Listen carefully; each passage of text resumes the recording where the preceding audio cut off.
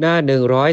136ตั้งแต่สัตถังสัพพยัญชนันติเอวมาทีสุปนายสมาอิมังธัมมังเทเสนโตเป็นต้นไป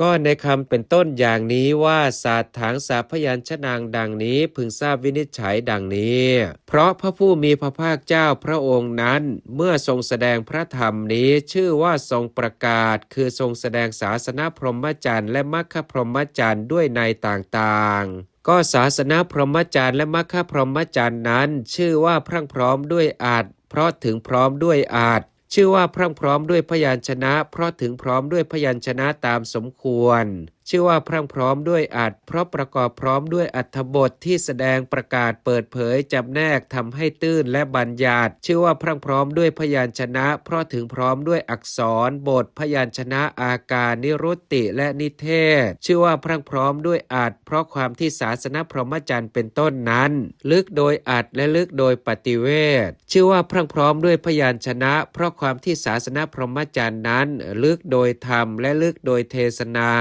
ชื่อว่าพรั่งพร้อมด้วยอาจเพราะความเป็นวิสัยวงเล็บคืออารมณ์แห่งอัฏฐปฏิสัมภิทาและปฏิภาณปฏิสัมภิทา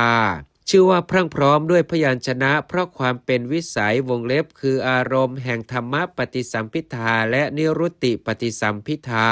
พรหมจรรย์นั้นชื่อว่าพรั่งพร้อมด้วยอาจเพราะเหตุว่าเป็นที่เลื่อมใสแห่งชนผู้เป็นนักปราชญ์เพราะเป็นสิ่งอันบัณฑิตพึงรู้ชื่อว่าพรั่งพร้อมด้วยพยัญชนะเพราะเหตุว่าเป็นที่เลื่อมใสแห่งโลกียชนเพราะเป็นสิ่งควรเชื่อ